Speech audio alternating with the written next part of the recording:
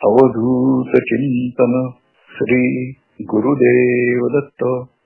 नवनाथ भक्ति समृत गोरक्ष जालंधर चरपटाश्च अडबंग कानी समच्छिंदराध्या सौरंगी रेवाणक भर्तृ संज्ञा भूम्याम बभूव नवनाथ सिद्धा। श्रीपाद वल्लभ चरितामृतમાં અધ્યાય 32 અંતર્ગત જે નવનાથ ચરિત્ર સંક્ષિપ્તમાં આપ્યું છે તો એને આપણે વિસ્તારપૂર્વક શ્રવણ કરીએ છીએ। નવનાથ ભક્તિ રસામૃત એ ગ્રંથ ગુજરાતમાં આવેલા બિલીમોરા સ્થિત પૂજ્ય શ્રી સાને દાદા ના સંસ્થાન તરફથી પ્રસિદ્ધ થયો છે। તેમાં અધ્યાય 26 જેમાં ઉજ્જૈનમાં વિક્રમ અને ભર્તૃહરિ ઉર્ફે ભર્તરીનાથનું મિલન। તો આપણે ગત પ્રવચનમાં જોઈ ગયા કે ભર્તૃહરિ ના પાલક માતા પિતાનું મૃત્યુ થયું અને એમને વંજારાની પોથના જે નાયક હતા તેઓ પોતાની સાથે વ્યાપાર માટે સાથે એમણે લીધો છે અને એક નગરથી બીજા નગરમાં તેઓ પોતાનું માલ સામાન વેચવા માટે જતા હતા। તો એ રીતથી તેઓ માર્ગક્રમણ કરતા ઉજ્જૈની નગરીના પાદરે આવી પહોંચ્યા છે। ભર્તૃહરિ ભાગ્યચક્રના આરા સાથે જડાઈને પોતાનું ભોગાયતન પૂરું કરતા જ એનો ભાગ્યોદય થાય છે। નિયતિના પરિબળને એ જાણે છે છતાં હોશે હોશે સ્વીકારે પણ છે અને પરિશુદ્ધ થઈને ભર્તૃહરિ નાથ બને છે। 24-25 ના અધ્યાયમાં ભર્તૃહરિના ભાગ્યચક્રનું પરિભ્રમણ આપણે જોયું છે અને હવે એ પરિભ્રમણના પ્રતાપે ઉઠેલ વંટોળની ધૂળ ક્ષમતા એના સાચા સ્વરૂપના દર્શન કરીએ છીએ। તો સુરવચન ગંધર્વ શાપને પ્રભાવે ગધેડો બન્યો પણ ભાગ્યના બળે રાજકન્યા સત્યવતીની સાથે એ પરણી શક્યો છે। પછી તો પોતાના પાલક કમઠ કુંભાર સાથે મિથુરા નગરી છોડીને સત્યવતી સાથે અવંતિકાના માર્ગે નીકળી પડ્યો છે। ઉજ્જૈનમાં આવીને કુંભારવાડામાં મુકામ કર્યો અને કમઠ કુંભાર તો મહેનતુ માણસ હતો। પોતાના કુળના સંસ્કાર અનુસાર કોમળ રાજકન્યા નું તે ફૂલની જેમ જતન કરે છે અને તેની બધી ઈચ્છા પણ પૂર્ણ કરવા માટે હંમેશા તત્પર રહે છે। સત્યવતી પણ શાણી અને સુશીલ છે અને પરિસ્થિતિને અનુકૂળ થઈને જ તેણે પોતાની રહેણી કરણી ગોઠવી દીધી છે। ગર્દભ વેશે એટલે કે ગધેડાના વેશમાં પોતાના પતિથી એ પ્રસન્ન છે અને કોઈ ફરિયાદ પણ કરતી નથી। તો આ એ જમાનાની વાત છે કે જ્યારે કન્યાઓ એ સમયે માતા પિતા જે કહે એમની આજ્ઞાનું તેઓ અક્ષરશઃ પાલન કરતા હતા। એક દિવસ કમઠ કુંભાર ખુશ થઈને સત્યવતીએ તેને કહ્યું કે હે કમઠ તાતા, હવે મનુષ્ય દેહે મારા પતિને તમે પ્રગટ કરી એમની સાથે મારા લગ્ન કરાવી આપો। કમઠે પ્રેમથી કહ્યું કે હે બાલિકા, તું ધીરજ રાખ, સૌ સારાવાના થશે। પછી રાતે પડતા ગર્દભ પાસે જઈને એને સત્યવતીએ કહેલી વાત કમઠે કરી છે અને ઉમેર્યું છે કે ગંધર્વરાજ, હવે સમય આવી પહોંચ્યો છે અને તમારે અસલ સ્વરૂપમાં આવીને સત્યવતીને તમારે પત્ની સુખ આપવું જોઈએ, જેને માટે એ તલપી પણ રહી છે. તો સત્યવતીની સુશીલતા, સંસ્કારિતા અને પતિનિષ્ઠા માટે ભરપૂર વખાણ કર્યા અને ઉત્તરના આગ્રહ રાખ્યો, જેથી સત્યવતીને પોતે જણાવી શકે. તો ગંધર્વરાજ કમઠના પ્રેમધાર્યા વચનો સાંભળતા એને માટે આ સંકટની ઘડી હતી, છતાં કમઠને ઉત્તર તો આપવો જ જોઈએ. એટલે એને આતુર કમઠને કહ્યું કે હે સાત કમઠરાજ, મારાથી અન્ય કોઈ વિધિ વિધાનથી સત્યવતીને સ્વીકારી શકાય એમ નથી. એ મોટી મુશ્કેલી છે, પણ આસુરી લગ્ન પદ્ધતિથી હું સત્યવતીને મારી હું કરી શકું છું. જે રીતથી દૈવી વિવાહ થાય છે, વૈદિક વિવાહ થાય છે, તો એમાં અગ્નિ અને સૂર્ય અને બ્રાહ્મણની એ હાજરી હોવી જોઈએ. તો આસુરી વિવાહમાં આ રીતથી આ કોઈની હાજરીની જરૂર હોતી નથી. ત્યારે કમઠ કુંભારે પ્રેમથી કહ્યું કે મંગળ વિધિ કઈ એક જ પ્રકારનું નથી, આસુરી પદ્ધતિ પણ અપનાવી શકાય. એ રીતે પણ જલ્દી એને તમે અપનાવો. પણ મને શંકા છે કે તમે પશુ દેહી છો અને સત્યવતી મનુષ્ય દેહધારી છે, તો વિધિ કેવી રીતે સંપન્ન કરવી? ત્યારે ગંધર્વરાજે કહ્યું કે હે કમઠતાપસી, આ માટે એક ઉપાય છે કે સત્યવતી જ્યારે ઋતુમતી બને ત્યારે મને ખબર કરજો, અને એના ઋતુસ્નાનના ચોથા દિવસે હું નરદેહ રૂપ ધારણ કરીશ અને એને પરિતુષ્ટ કરીશ. તો ગર્ભ રૂપ ધારી ગંધર્વની આ વાણી સાંભળીને કમઠ અતિ ખુશ થયો અને પછી પોતાના ઘરમાં જઈને સત્યવતીને તેણે વાસ કરી છે. એ પુત્રી ગંધર્વરાજ, પોતાના અસલ સ્વરૂપે તું ઋતુમતી બનીશ ત્યારે તારી મનોકામના પૂર્ણ કરશે. માટે હવે ચિંતા કરીશ નહીં અને સમય આવે ત્યારે જણાવજે. એ પ્રમાણે તું હું ગર્દભને ખબર કરીશ. અને આમ કહીને કમઠ કુંભાર પોતાના શયનખંડમાં જઈ નિદ્રાધીન થયો છે. સમય ચક્ર ફરતું રહ્યું, દિવસો વીતતા રહ્યા અને સત્યવતી ઋતુમતી થઈ છે. ચોથે દિવસે કમઠ કુંભારે ગર્દભને વાત કરી છે, મહારાજ, ગંધર્વના નક્કી દિવસ અને સમય આવી પહોંચ્યો છે. તમે સત્યવતીની ઈચ્છા પૂર્ણ કરો. કમઠ બોલી રહ્યો ત્યાં જ તત્કાળ ગર્દભે પોતાનું અસલ સ્વરૂપ ત્યજી દીધું અને રૂપના અંબાર અને વસ્ત્રાભૂષણ અને અલંકારોથી દૈદીપ્યમાન સ્વરૂપ સુરોચન ગંધર્વના રૂપમાં પ્રગટ થયું છે. તો એને જે શાપ હતો, તો શાપ અનુસાર એને આ ગંધર્વનું શરીર પ્રાપ્ત થયું છે. કમઠ કુંભારના આનંદની કોઈ સીમા રહી નહીં અને સ્વર્ગના ગંધર્વરાજ સુરોચન પોતાના ઘરમાં પ્રગટ થયા છે.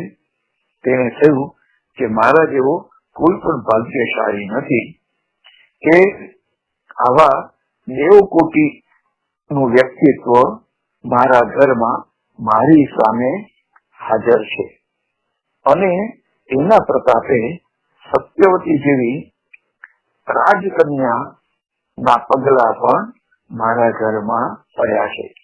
સત્યવતી પણ અત્યંત ભાગ્યશાળી છે કે આવા સાક્ષાત સૂર્યનારાયણ સ્વરૂપ પતિને તે પામી શકે છે.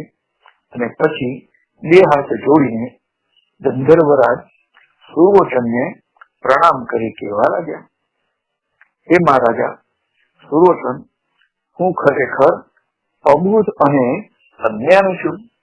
મેં તમારી પાસે ગમે તેવું હલકું કામ પણ કરાવ્યું છે કે મેં તમને બહુ કષ્ટ પણ આપ્યું છે અને મારો ઘર વખરી સામાન પણ તમારા શરીર પર લાદ્યો છે અને તમારા શરીર પર ખૂબ ભાર નાખીને ખેંચાવ્યા પણ છે અને હું પણ ઘણી વાર બેઠો છું. હું દુષ્ટ અને પાપી છું, દુરાત્મા પણ છું. મને અપરાધીને તમે ક્ષમા કરો. આમ કહીને કમઠ કુંભાર ચરણમાં માથું મૂકીને રડવા લાગ્યો.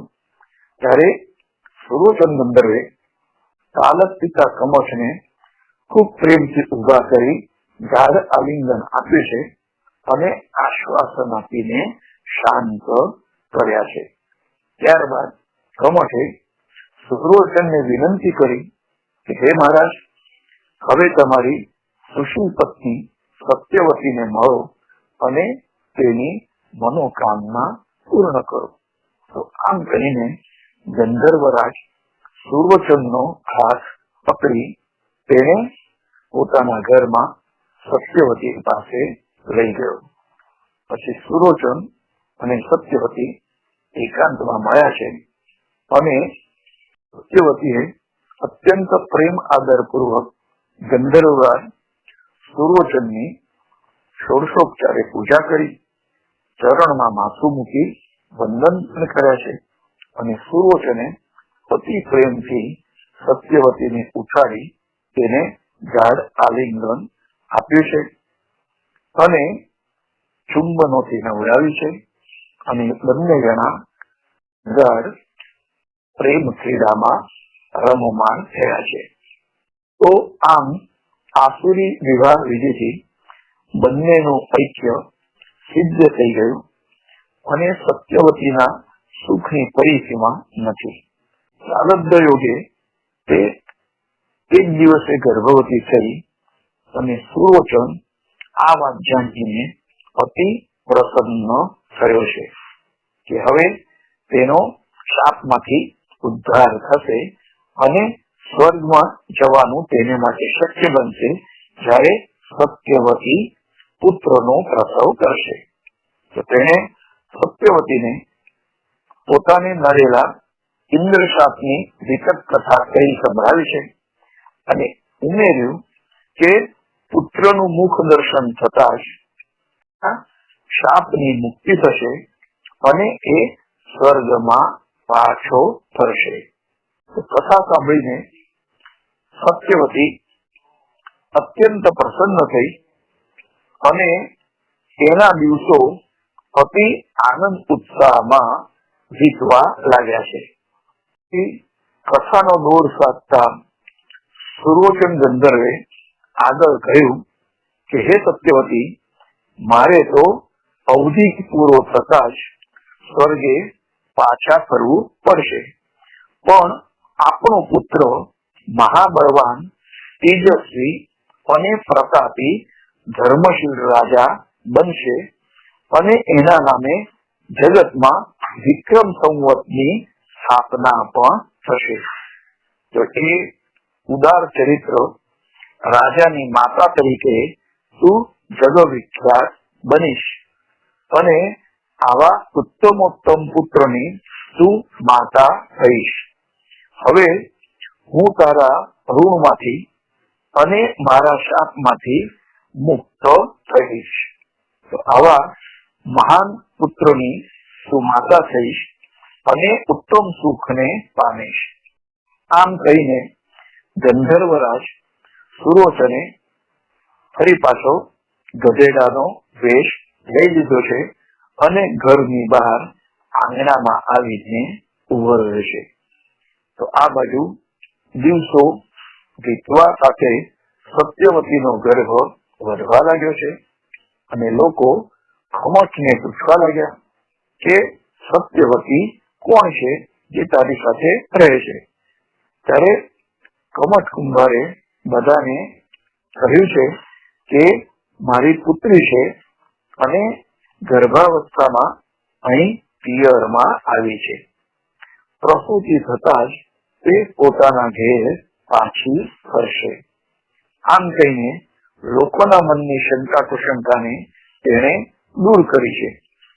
અને એમ કરતા સત્યવતીના ગર્ભાધાનને 9 માસ પૂરા થયા છે અને પછી એક શુભ તિથિએ, શુભ ચોઘડિયામાં, શુભ નક્ષત્ર અને શુભ ચંદ્રબળ હોય ત્યારે અલૌકિક યોગમાં એક સર્વાંગ સુંદર બાળકને, પુત્રને સત્યવતીએ જન્મ આપ્યો છે.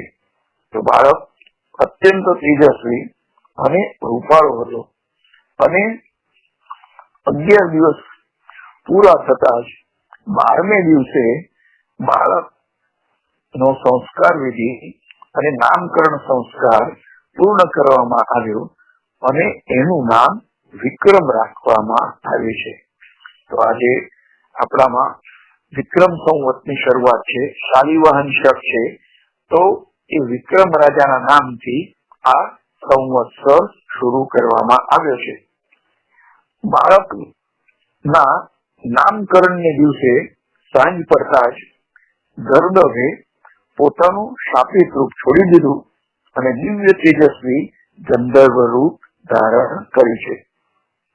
પછી સુરોચન ગંધર્વ કમઠના ઘરમાં જઈને સત્યવતીને મળીને કહેવા લાગ્યો છે કે હે કાંતે સત્યવતી, અને મને તત્કાળ મારા પુત્રનું મોઢું બતાવ. અને આમ કહેતા જ સત્યવતીએ તત્કાળ ગંધર્વરાજને બેસવા માટે આસન આપ્યું છે અને પછી પારણામાંથી બાળકને કાઢીને ગંધર્વરાજ સુરોચનના ખોળામાં મૂક્યો છે. સુરોચને પૂર્ણ પ્રેમથી પુત્રમુખનું દર્શન કર્યું અને એ ધન્ય ધન્ય થઈ ગયો. આ માંગલિક અવસરની અમરાપુરીમાં પણ જાણ થઈ છે અને ઇન્દ્ર રાજાએ શાપ મુક્ત ગંધર્વરાજ સુરોચનને પાછો માનભેર સ્વર્ગમાં લાવવા માટે પોતાના વિમાન સાથે સારથી માતલીને મોકલી આપ્યો છે. માતલીએ વિમાન લઈને ઉજ્જૈન નગરીના પાદરમાં ઉતરાણ કર્યું છે અને તરત જ કમઠ કુંભારના ઘર નજીક આવીને આંગણામાં ઉભો રહ્યો છે.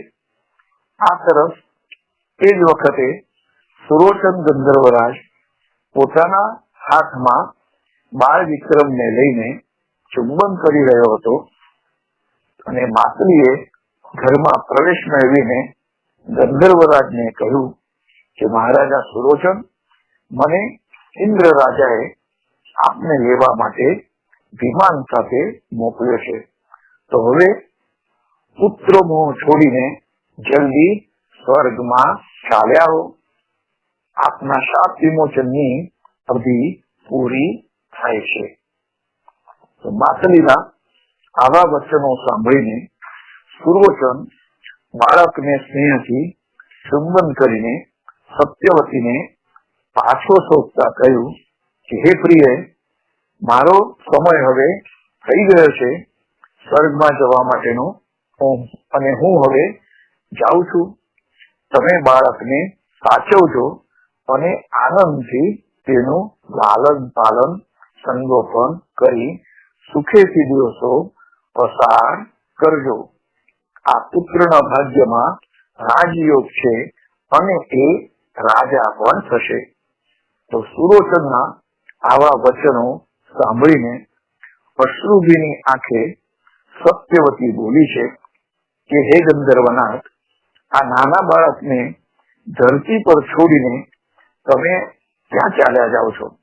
તમે જશો પછી અહીં અમારું કોણ છે? તમે આમ નિષ્ઠુર કેમ થઈ ગયા છો? તો આમ કહીને સત્યવતી ચિત્તા ભરતી રડવા લાગી અને આંખે અશ્રુની ધારા વહેવા લાગી છે. ફરી ફરીને સુરોચનને વળગીને તે ચુંબન કરતા વિલાપ કરવા લાગી છે. ત્યારે સુરોચને પતિ પ્રેમથી એને આશ્વાસન આપીને તેના આંસુ લૂછ્યા છે અને કહ્યું કે હે સત્યવતી, સાંભળ, જ્યારે જ્યારે તારું સ્મરણ થશે ત્યારે હું ચોક્કસ અવની પર ઉતરી આવીશ અને તને મળીને જતો રહીશ. તો આમ કહીને સત્યવતીને વચન આપ્યું છે અને તેને આશ્વાસન આપી શાંત કરી છે. પછી તો કમોચને પાસે બોલાવી તેના હાથમાં સત્યવતીનો હાથ સોંપ્યો છે અને તેની સંભાળ લેવા તેને કહ્યું છે. ત્યારબાદ બધાને વંદન કરી રજા લઈ સુરોચન ગંધર્વ વિમાનમાં બેઠો છે અને વિમાન આકાશ માર્ગે ઉડવા લાગે છે. તો એમ કરતા દિવસો વીતવા લાગ્યા છે અને વિક્રમકુમાર જોત જોતામાં 7 વર્ષનો થઈ ગયો છે. તો હવે તો ઘર બહાર મોહલ્લામાં નીકળીને બીજા બાળકો સાથે પણ તે રમતો થઈ ગયો છે. તો એની રમત પણ રાજવંશીઓને શોભે એવી હતી. સામસામી ટુકડી પાડી એક ટુકડીનો સેનાપતિ બની અને શત્રુ ટુકડી પર ચઢાઈ કરે તો વિક્રમ એ એક ટુકડીનો સેનાપતિ બનતો હતો. વળી એક બાળકને ઘોડો કરીને એના ઉપર તે સવાર થતો અને રાજસભા ભરીને સિંહાસન જેવી બેઠક બનાવી તેના પર એ બેસતો હતો. તો આવી બધી રમતોમાં તેનું રાજવંશી તેજ ટપકતું હતું અને પિતા પક્ષના રૂપ, ગુણ, સૌંદર્ય અને નજાકત એને મળ્યા. તો માતૃ પક્ષે સત્યવર્મા પિતામહ રાજવી હતા એટલે ક્ષત્રિયના ગુણો પણ તેમાં ઉતરી આવ્યા હતા. આમ કરતા કરતા 12 વર્ષ વીતી ગયા અને પ્રાથમિક શિક્ષણ ઘર આંગણે પૂરું કર્યું છે. હવે શસ્ત્ર અસ્ત્ર તેમજ રાજકાજના કારોબાર વગેરે શિક્ષણ એનું શરૂ થયું છે અને અશ્વારોહણમાં પણ તેને નિપુણતા મેળવી છે. આવી રીતે શિક્ષા પ્રાપ્ત કરવામાં અનેક ઓળખાણો થઈ અને વિક્રમને બચપનથી જ બધા ઓળખવા લાગ્યા છે. તો આમ કરતા વિક્રમરાયે 16 વર્ષ પૂરા કર્યા છે અને તેની વીરતા અને નિપુણતાની ખ્યાતિ રાજ દરબારમાં ઉજ્જૈન સુધી પણ પહોંચી છે અને રાજાએ તેની સેવામાં ગ્રામ રક્ષક દળમાં તેની નિમણૂક કરી છે. તો વિક્રમ ગ્રામ રક્ષક દળના વડા તરીકે નગરમાં રાત્રિ દરમિયાન ચોકી પહેરા માટે ગસ્ત લગાવવામાં પ્રવૃત્ત થયો છે. તો આવા રાત્રિ પહેરો દરમિયાન ફરતા ફરતા એક દિવસે વણિક બંજારા જ્યાં ઉતરેલા હતા ગામની બહાર, તો ત્યાં ગામને પાદરે શિબિર સમૂહ પાસે એ ગસ્ત લગાવતા હતા. ત્યારે વિક્રમે શિબિરની અંદર ચાલતી વાતચીત કાન દઈને સાંભળી છે. તો તે વખતે ભર્તૃહરિ પોતે સાંભળેલી શિયાળવાણીનો સંકેત પોતાના શેઠને કહી રહ્યો હતો. તો ભર્તૃહરિ ભાગ્યના બળે વંજારા શેઠના પ્રિય પાત્ર અને વિશ્વાસુ બની ગયા હતા અને તેને જે ભરોસે શેઠનો સમગ્ર વેપાર ચાલતો હતો. અને તે ઉપરાંત ભર્તૃહરિ પશુ પક્ષીની ભાષા પણ જાણતો હતો. આથી આવી પડનારા ભય વિશે પશુઓ જે આગવી રીતે ભાંભરે છે તેની સમજ તેમને પડતી હતી અને તે વિશે જાગૃતપણે તકેદારી રાખવા બધાને અગાઉથી ચેતવી દેતા હતા. તો આવી જ એક રાતની શિયાળવાની ભાંભર સાંભળીને આવનારા ભયને ભર્તૃહરિ જાણી ગયા હતા અને શેઠને ચેતવણી રૂપે કહી રહ્યા હતા કે આ શિયાળ સંકેતવાણી કહે છે કે ઉત્તર દિશામાંથી એક રાક્ષસ સામાન્ય એવા નિર્બળ માણસનું રૂપ લઈને પ્રવાસ કરી રહ્યો છે અને દક્ષિણ દિશામાં એ જશે. તે વખતે તેની સામે જઈને જે કોઈ તેનો વધ કરીને તેના રક્તથી પોતાના કપાળમાં તિલક કરશે અને વધેલા રક્તથી ત્યાંના ગ્રામ દ્વાર પર રેખાંકન કરશે તો તે ક્ષણે તેને અવંતિકા નગરીના રાજપાટ મળશે. તો ભર્તૃહરિની આવી આ અગમવાણી રાત્રિ રોન પર નીકળેલા વિક્રમે સાંભળી અને તે શસ્ત્ર હાથમાં લઈને ઉત્તરમાંથી દક્ષિણ દિશા તરફ જતા માનવ દેહધારી રાક્ષસને મારવા માટે નીકળ્યું પડે. અહીં સુધીની કથા આપણે આગળના અધ્યાયમાં પણ આવી ગઈ છે અને બુદ્ધિમાન પાઠકો તરત જ એનું અનુસંધાન કરી શકશે. તો તેનું પાર્શ્વ અવલોકન આ પ્રમાણે છે અને અગાઉ આપણે જોઈ ગયા છીએ કે ચિત્રમાં ગંધર્વ શાપના પ્રભાવે રાક્ષસ દેહધારી થઈ ગયો છે અને હવે એના શાપ વિમોચનની ઘડી પણ નજીક આવી રહી હોય તે આટલા કેટલામાં ફરી રહ્યો છે અને પ્રવાસ નિમિત્તે ઉત્તરમાંથી દક્ષિણ દિશા તરફ જઈ રહ્યો છે. આ પ્રવચનમાં આપણે આટલું જ શ્રવણ કરીશું અને વિક્રમ એ રાક્ષસની સામે શસ્ત્ર લઈને કેવી રીતે ગયો, કેવી રીતે એનો વધ કર્યો અને એના રક્તથી પોતાના કપાળમાં તિલક કરીને એ ગ્રામ દ્વાર છે તો ત્યાં ગ્રામ દ્વાર પણ એની એ રક્તથી એને તિલો કર્યો છે અને પછી એ ભવિષ્યમાં કેવી રીતે અવંતિકા નગરીનો રાજા થયો તો એ આપણે આવતા પ્રવચનમાં શ્રવણ કરીશું.